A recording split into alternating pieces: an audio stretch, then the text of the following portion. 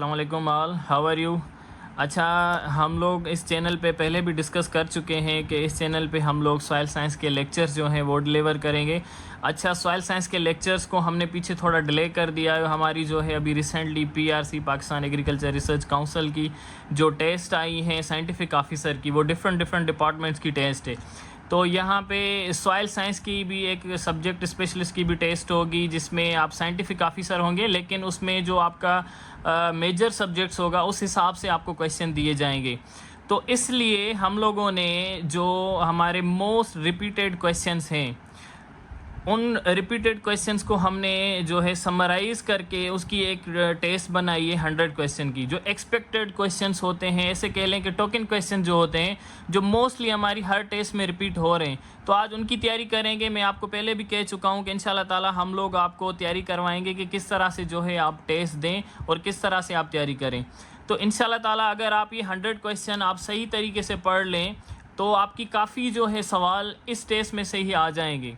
मेरे ख्याल से यहाँ से कब तकरीबन आपकी 50 से 60% जो है यहाँ से ही आपके जो है क्वेश्चंस वो आ जाएंगे, क्योंकि ये वो क्वेश्चंस है जो मोस्टली रिपीटेड क्वेश्चन है जो आपकी हर टेस्ट में आते हैं। तो बिना किसी देर के चलते हैं टेस्ट की तरफ और क्वेश्चंस को जो है वो सॉल्व करते हैं। तो सबसे पहले हमारा जो क्वेश्चन है वो है विच मिनरल कंटेन फास्फोरस। कौन सा मिनरल है जिसमें फास्फोरस होती है। यहाँ पे 4 ऑप्शन है, कैल्साइट, फेल्सफार, क्वार्ट्ज और अपेटाइट। अच्छा, हमें पता है कि यहाँ पे जो ऑप्शन डी है वो करेक्ट है। अपाटाइट जो हमारा मिनरल है उसमें हमें फास्फोरस मिलती है। सॉरी, ये pen. Okay, option D is correct option. Okay, question number 2 पे चलते हैं। Potassium play a significant role in the transport of water and nutrient through a plant in the xylem when the supply of K is reduced. K यहाँ पे potassium है। The transportation of dash is depressed. कौन से जो यहाँ पे 4 option दिए गए हैं उनकी ट्रांसपोर्टेशन डिप्रेस होगी ड्यू टू रिडक्शन ऑफ के सप्लाई। जब के की सप्लाई रिड्यूस हो जाएगी तो कौन सी चीज़ों की जो है वो ट्रांसपोर्टेशन डिप्रेस होगी। नाइट्रेट, फास्फेट की, कैल्शियम, मैग्नीशियम की, अमाइनो एसिड की, ऑल ऑफ दीज की। तो यहाँ पे हमें पता है ये सारों की जो है वो डिप्रेस हो जाती है। Option D is correct option. Okay, question number 3 पे आते हैं। The relative proportion of sand, silt and clay is called. ये हमारा सॉइल जो है ये मोस्ट रिपीटेड क्वेश्चन है हमारा। आप जितने भी लोग जितने भी यहाँ पे हमें दोस्त देख रहे हैं सॉइल साइंस के, उन्होंने जितनी भी टेस्ट दी हैं तो ये मोस्टली रिपीटेड क्वेश्चन है हमारा। तो यहाँ पे जो करेक्ट ऑप्शन आएगा, हमारा 4 ऑप्शन दिए गए हैं, करेक्ट ऑप्शन हमारा बी होगा, सॉइल टेक्सचर। सॉइल टेक्सचर और सॉइल स्ट्रक्चर का मोस्टली हर टेस्ट, जितनी भी आप टेस्ट उठा लें, उनमें से एक सवाल इनका ज़रूर होता है, सॉइल टेक्सचर का या सॉइल स्ट्रक्चर का। तो रिलेटिव प्रोपोर्शन आए जब सैंड, सिल्ट एंड क्ले की बात आए तो ये हमारा होगा सॉइल टेक्सचर। क्लियर हो गया। ओके, क्वेश्चन नंबर 4 है। Vegetation found in saline soil is termed as a halophyte, heterophytes या विटिस फिक्स या हार्टी फिक्स। ओके, तो यहाँ पे हमें जो 3 बाकी ऑप्शन दिए गए हैं उनकी प्रोनाउंसिएशन ही डिफिकल्ट है, ये नहीं होगी। हमारा करेक्ट ऑप्शन जो है वो है halophyte. Halophyte is correct option. ये भी हमारा टोकन क्वेश्चन है, मोस्टली रिपीटेड क्वेश्चन है। ओके, काफ़ी टेस्ट में ये आ चुका है। क्वेश्चन नंबर 5 है हमारा plants which grow on Sandy soils. यहाँ पे 4 ऑप्शन दिए गए हैं, तो हमारा यहाँ पे जो करेक्ट ऑप्शन है वो, अच्छा ये सवाल भी हमारा मोस्टली रिपीटेड है, काफ़ी सवाल में ये काफ़ी जगहों पे ये सवाल आ चुका है। एक ये आ चुका है और दूसरा ये क्वेश्चन नंबर 4 जो मैं बता चुका हूँ, इसके बारे में इंटरव्यू में भी पूछा जाता है कि वेजिटेशन कौन सी, सेलाइन सॉइल पे कौन सी वेजिटेशन होती है, तो आप कहते हैं हेलोफाइट्स। तो मुझे इंटरव्यू में भी मैंने जब जवाब दिया तो यहाँ से क्रॉस क्वेश्चन हो गया कि अच्छा कोई हेलोफाइट की कोई स्पीशीज़ जो है ना वो हमें बता दें। तो मैंने उनको बताया था जो है इसकी स्पीशीज़ जो है आप उनको बता सकते हैं, काफ़ी सारी इनकी स्पीशीज़ हैं, लेकिन हमारा जो बरमूदा ग्रास है वो भी इसकी एक स्पीशी है। ओके, क्वेश्चन नंबर 5 पे आते हैं। Plants which grow on Sandy soil. ये इसका जो करेक्ट ऑप्शन है वो है सेमोफाइट। पी यहाँ पे साइलेंट है तो C is correct option. Question number 6 पे आते हैं। Which nutrient are immobile in plant. कौन से न्यूट्रिएंट जो है वो इमोबाइल हैं प्लांट के अंदर। ये थोड़ा ट्रिकी क्वेश्चन है। यहाँ पे असल में जो 3 ऑप्शन दिए गए हैं, कैल्शियम, बी से बोरान और पी से phosphor and both calcium and boron. तो करेक्ट ऑप्शन जो है हमारा यहाँ पे है डी। लेकिन एक बात समझ ले, हमें पता है कि हमारा जो फास्फोरस है वो भी हमारी इमोबाइल है। ओके, लेकिन वो इमोबाइल प्लांट के अंदर नहीं है, वो सॉइल के अंदर है। क्लियर हो गया। तो काफ़ी सारे न्यूट्रिएंट्स जो हैं वो अगर सॉइल में अंदर जो हैं अगर वो इमोबाइल होते हैं तो प्लांट में मोबाइल हो जाते हैं, तो फास्फोरस उनमें से एक है। फास्फोरस सॉइल में हमारा इमोबाइल होता है, लेकिन प्लांट में जब जाता है तो वो मोबाइल बन जाता है, इसलिए यहाँ पे इमोबाइल न्यूट्रिएंट जो है वो फास्फोरस नहीं होगा, कैल्शियम एंड बोरान होंगे। ओके, क्वेश्चन नंबर 7 पे आते हैं। The highest cation exchange capacity is in, highest cation exchange capacity किस में होती है? सैंडी सॉइल में, क्ले सॉइल में, ग्रेवली सॉइल में, या बोथ एंड सी में? तो यहाँ पे हमें पता है कि जो क्ले हमारी सॉइल है उस क्ले सॉइल में हमारी नेगेटिव चार्ज ज़्यादा होती है as compare to other soils. Okay, इस वजह से यहाँ पे जितनी ज़्यादा नेगेटिव चार्ज होगी उतनी ज़्यादा हमारी CEC होगी। क्लियर हो गया? तो यहाँ पे करेक्ट ऑप्शन क्या आएगा? B, clay. Okay, question number 8 पे आते हैं। Availability of phosphorus is maximum at, phosphorus की अवेलेबिलिटी कहाँ पे ज़्यादा होती है? न्यूट्रल सॉइल में, अल्कलाइन में, एसिडिक में, या नन ऑफ दीज में? ये दो तरह के सवाल दिए जाते हैं, मोस्टली रिपीटेड सवाल है। एक दिया जाता है या तो डायरेक्ट आपसे पूछा जाता है इनके बारे में, या डायरेक्टली पीएच के बारे में पूछा जाता है, पीएच की रेंज दी जाती है। तो हमें पता है पीएच की रेंज जो है 6.5 से लेके 7.5 तक हमारी मैक्सिमम जो है अवेलेबिलिटी होती है फास्फोरस की। तो यहाँ पे जो करेक्ट ऑप्शन आएगा ये हमारी न्यूट्रल पीएच कहलाती है। ओके, यहाँ पे जो है ना ये रेंज जो है न्यूट्रल में आती है, और मोस्टली न्यूट्रल पीएच में ही हमारी फास्फोरस जो है अवेलेबिलिटी मैक्सिमम होती है। तो करेक्ट ऑप्शन क्या आएगा? यहाँ पे ए आएगा। ये मोस्टली रिपीटेड और टोकन क्वेश्चन हैं, आप याद कर लें, इंशाल्लाह ताला आपकी टेस्ट जो है वो आसानी से आप सॉल्व कर देंगे। ओके, क्वेश्चन नंबर 9 पे flow of nitrogen in soil due to, flow of nitrogen जो है सॉइल में किसकी वजह से होती है? 3 ऑप्शन यहाँ पे दिए गए हैं, डिफ्यूजन, इंटरसेप्शन, या मास फ्लो।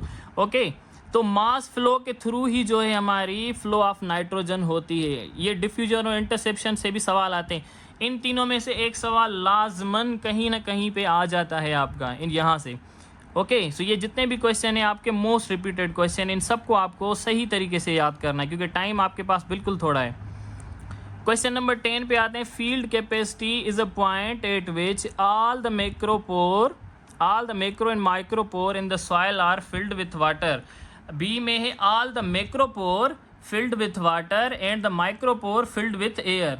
ओके, सी में आता है हमारा all the macropore filled with air and the micropores filled with water, all of the above wrong. ये इसमें से हमारा सही ऑप्शन क्या होगा? हमें पता है कि क्वेश्चन नंबर 10 जो है उसका करेक्ट ऑप्शन होगा सी, क्योंकि ऑल द मैक्रोपोर्स जो होते हैं वो फिल्ड विथ एयर होते हैं, मैक्रोपोर्स में एयर होती है और माइक्रोपोर्स में क्या होता है? वाटर होता है। तो यहाँ पे सी जो होगा हमारा करेक्ट ऑप्शन होगा। ओके, क्वेश्चन नंबर 11 पे आते हैं। Which of the following nutrient play the most effective role in the controlling rate of transpiration? Mostly repeated question है ये हमारा। A potassium, B zinc, C हमारा फास्फोरस, या डी हमारा मैग्नीशियम। तो यहाँ पे करेक्ट ऑप्शन क्या होगा हमारा? पोटाशियम। पोटाशियम के काफ़ी सारे क्वेश्चन जो हैं हर टेस्ट में आ जाते हैं, A is correct option. Question number 12 पे आते हैं। One of the following is not a form of water erosion? Saltation, rain splash erosion, sheet erosion, या रिल इरोजन? तो हमें पता है कि नीचे वाले तीनों ऑप्शन जो हैं इरोजन के टाइप्स हैं एक्सेप्ट साल्टेशन। साल्टेशन यहाँ पे करेक्ट ऑप्शन हो गया क्योंकि not form of water erosion. Okay, question number 13 पे आते हैं। क्वेश्चन नंबर 13 में है the lower leaves turn yellow. Lower leaves जो होते हैं वो येलो होना शुरू हो जाते हैं। And the some crops they quickly start drying up as if suffering from shortage of water, stunted growth, leaves and fruits shedding and whole plant become yellow are deficiency symptom of? Potassium की होती है, nitrogen की होती है, calcium की होती है, या ए और सी की होती है? तो यहाँ पे जो करेक्ट ऑप्शन होगा हमारा वो नाइट्रोजन होगा। B is correct option. Yellowish जो होता है प्लांट हमारा वो इस वजह से ही होता है। एक और सवाल भी आता है यहाँ पे नाइट्रोजन का, जो मोबाइल और इमोबाइल में होता है, तो कौन से हमारे न्यू लीव्स या ओल्डर लीव्स में इसकी डेफिशिएंसी होती है, वो भी इंशाल्लाह ताला नीचे दिया गया होगा। क्वेश्चन नंबर 14 पे आते हैं। From the source of plant nutrient availability in soil which of the following statement are correct? यहाँ पे हमें 3 जो है स्टेटमेंट दी गई हैं। किस हिसाब से? Source of plant nutrient availability in soil. The plant absorb carbon and carbon dioxide directly from atmosphere, बिल्कुल सही है। Water is the source of hydrogen, बिल्कुल सही है। Air and water in the source of oxygen, ये सारों के सारे तीनों ऑप्शन सही है। तो यहाँ पे करेक्ट ऑप्शन डी होगा। ओके, क्वेश्चन नंबर 15 पे आते हैं। क्वेश्चन नंबर 15 है हमारा, ammonium sulphate fertiliser contain 21% nitrogen. यहाँ से भी सवाल आ जाता है अमोनियम सल्फेट में नाइट्रोजन कितने परसेंट है। तो यहाँ पे पहले ही यहाँ पे मैं दे चुका हूँ 21% नाइट्रोजन है, 24% हमारी सल्फर है। Is based in the top dressing in, किस जगह पे यहाँ पे ये बेस्ड है। तो हमें पता है कि राइस क्रॉप में, ओके, राइस क्रॉप में ये हमारे बेस्ड होते हैं। क्लियर हो गया, तो बी इज करेक्ट ऑप्शन। उसके बाद क्वेश्चन नंबर 16 पे आते हैं, immobile nutrient in soil. Immobile nutrient soil में कौन से, मैं पहले भी बता चुका हूँ कि phosphorus is immobile in soil, लेकिन वो जब प्लांट में जाता है तो मोबाइल हो जाता है। A is correct option. Okay, question number 17 पे आते हैं, what happens when an saline alkaline soil is reached with water. PH decrease होती है, ईसी इंक्रीज होती है। PH and EC both increase होते हैं, या पीएच और ईसी जो है दोनों की दोनों डिक्रीज हो जाती हैं। तो यहाँ पे क्वेश्चन नंबर 17 का करेक्ट ऑप्शन क्या होना चाहिए, आप सब लोगों को पता है कि यहाँ पे जो करेक्ट ऑप्शन है वो है हमारा pH increase and EC decrease. C is correct option. यहाँ पे जो सी होगा वो हमारा करेक्ट ऑप्शन होगा। क्लियर हो गया। उसके बाद क्वेश्चन नंबर 18 है हमारा, Azotobacter fixes atmospheric nitrogen in the soil bye, symbiotically करता है, नॉन सिम्बायोटिकली करता है, या सी में कैन फिक्स एंड बी, या हमारा डी होगा नन ऑफ दिस। तो यहाँ पे करेक्ट ऑप्शन जो होगा वो नॉन सिम्बायोटिकली करता है। B is correct option. Okay हो गया, azotobacter fixes atmospheric nitrogen in the soil by non symbiotically. हो गया, सिम्बायोटिकली नॉन सिम्बायोटिकली को आपको अच्छे तरीके से पता होगा, नहीं तो इंशाल्लाह ताला हम लोग लेक्चर्स में पढ़ेंगे। मैक्सिमम फिक्सेशन ऑफ के अकर्स। अच्छा, जो के की मैक्सिमम फिक्सेशन है वो कहाँ पे होती है? 1 टाइप क्ले सॉइल में होती है, 1 टाइप क्ले सॉइल में होती है, 2 टाइप होती है, 2 क्ले टाइप मिनरल्स में होती है। तो यहाँ पे जो करेक्ट ऑप्शन है हमें पता है क्वेश्चन नंबर 19 का, वो है हमारा C is correct option. Okay, C यहाँ पे हमारा करेक्ट ऑप्शन है, 2 क्ले मिनरल। और क्वेश्चन नंबर 20 हमारा, conversion of inorganic P to organic P is known as. Okay, ये सवाल हमारा मोस्टली रिपीटेड क्वेश्चन है। ये मिनरलाइजेशन और इमोबाइलाइजेशन जो है, इन दोनों में से कोई ना कोई सवाल आता है मोस्टली, या तो दोनों आ जाते हैं या तो एक तो हर टेस्ट में आ चुका है और यहाँ पे भी आ गया है हमारा। तो यहाँ पे जो करेक्ट ऑप्शन होगा वो होगा इमोबिलाइजेशन।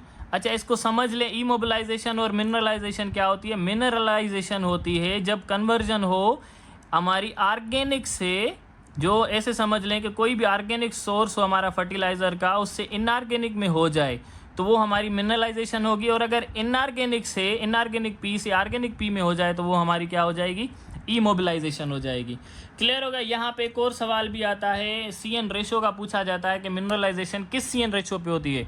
तो वो भी इंशाल्लाह ताला नेक्स्ट या आगे चल के क्वेश्चंस में वो भी हमारा क्वेश्चन होगा। यहाँ पे क्वेश्चन नंबर 21 पे आते हैं, N and P sprayed on leaves at the time of flowering. Result is increase in fruit yield, improve their protein, increase fruit yield and protein, या none of these। तो यहाँ पे करेक्ट ऑप्शन जो हमारा क्या होना चाहिए, यहाँ पे करेक्ट ऑप्शन होगा increase fruit yield and protein. ये दोनों हमारे यहाँ पे इंक्रीज होते हैं, फ्रूट यील्ड भी इंक्रीज होती है, प्रोटीन भी इंक्रीज होती है।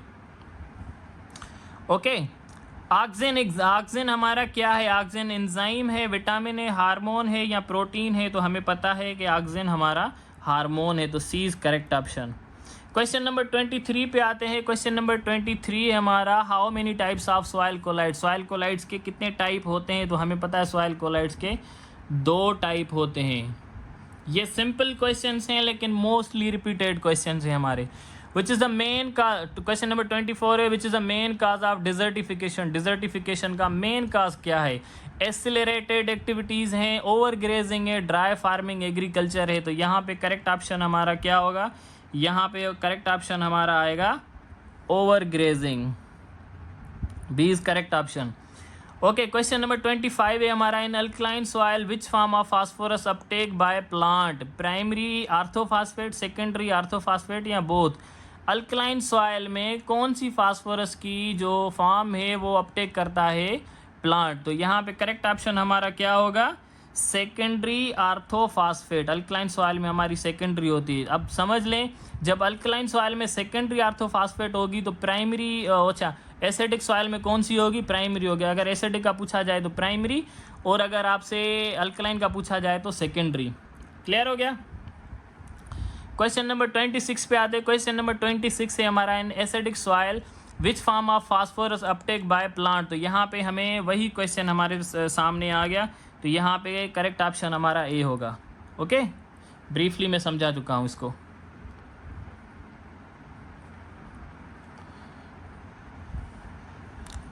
ओके, उसके बाद हमारा क्वेश्चन नंबर है 27। क्वेश्चन नंबर 27 में है, in which form plant uptake phosphorus. कौन से फॉर्म में प्लांट अपटेक करता है फास्फोरस? तो यहाँ पे H2PO4, ये P भी बड़ी होनी चाहिए लेकिन यहाँ पे छोटी है। ओके, तो यहाँ H2PO4 होगा या HPO4 होगा, तो दोनों फॉर्म में जो है हमारी प्लांट अपटेक करता है फास्फोरस को। ओके हो गया, बोथ सी हमारा यहाँ पे करेक्ट ऑप्शन आएगा। क्वेश्चन नंबर 27 में आते हैं, in which form plant uptake phosphorus. अच्छा, ये क्वेश्चन नंबर 27 जो है ये बोथ हो गया।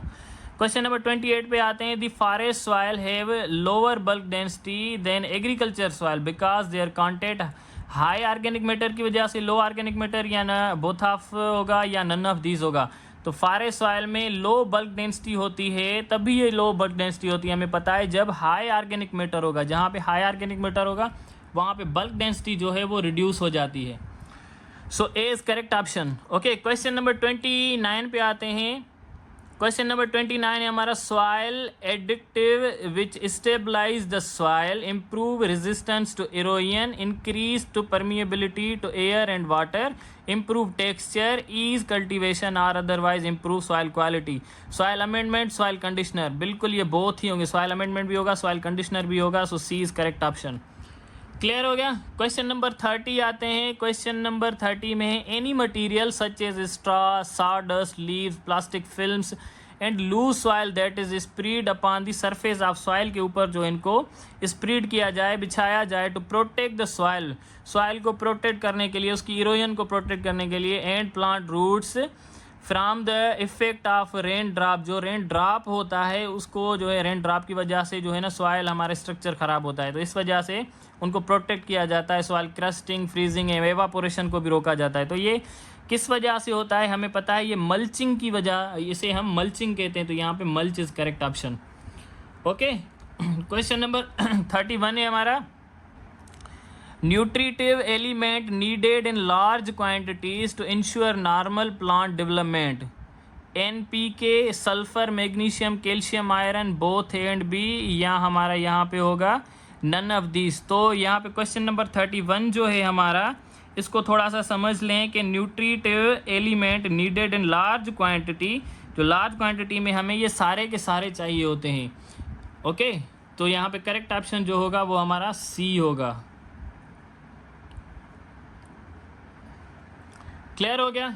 ये सारे न्यूट्रिएंट्स जो है ना लार्ज क्वांटिटी में चाहिए, उससे ज़्यादा मेजर ये चाहिए होते हैं NPK, और बाद में जो है हमारा सल्फ़र और मैग्नीशियम होते हैं, लेकिन ये सारे के सारे फ़िलहाल जो है इस लार्ज क्वांटिटी में ज़रूरत होती है प्लांट को। ओके, क्वेश्चन नंबर 32 है हमारा, essentially criteria of element. Essentiality criteria of element का क्या है? ये क्राइटेरिया दिया गया था, ये मैं बाद में आपको पढ़ाऊँगा किस साइंटिस्ट ने दिया था और उसने ये क्यों दिया था, इसके पीछे एक रीज़न है और पूरी साइंस है। तो सवाल को समझ लीजिए और इसके ऑप्शन है, in the absence of element, किसी भी एलिमेंट की एब्सेंस पे, ये 3 क्राइटेरिया उसने दिए थे और 3 क्राइटेरिया के बेस पे जो है हम उसको एलिमेंट को एसेंशियल कहा जाता है। In the absence of element, किसी भी एलिमेंट की एब्सेंस में, it is not possible to plant complete vegetative cycle, plant जो है अपनी वेजिटेटिव साइकिल कंप्लीट नहीं करेगा, यानी सीड से लेके जब तक वो प्लांट बड़ा हो जाए और उसकी फ्लावरिंग हो जाए और बाद में वहाँ से जो हमें सीड मिले उस तक इसको कंप्लीट वेजिटेटिव साइकिल कहा जाता है। The role of play by an element is specific and can not be replace by an other element. अगर कोई पोटाशियम का रोल है, नाइट्रोजन का रोल है, तो वो कोई और एलिमेंट जो है वो प्ले नहीं कर पाता। दूसरा क्राइटेरिया ये था, यानी अगर नाइट्रोजन दिया जा रहा है तो नाइट्रोजन का अल्टरनेटिव सोर्स नहीं है। कुछ फंक्शंस फास्फोरस प्ले कर सकती है नाइट्रोजन की, लेकिन ओवरऑल नाइट्रोजन का जो फंक्शन है वो कोई और न्यूट्रिएंट प्ले नहीं कर सकता। और थर्ड वन क्राइटेरिया था the element is directly involve in nutrition of the plant, metabolism में डायरेक्टली इन्वॉल्व होता है, इसलिए यहाँ पे करेक्ट ऑप्शन जो होगा वो हमारा डी होगा। क्लियर हो गया, ये पूरा आपको क्राइटेरिया ऑफ एसेंशियलिटी भी क्लियर हो गया, अभी कॉन्सेप्ट क्लियर होगा आपका। कॉन्सेप्ट क्लियर करें आप चीज़ें आसानी से याद कर लेंगे।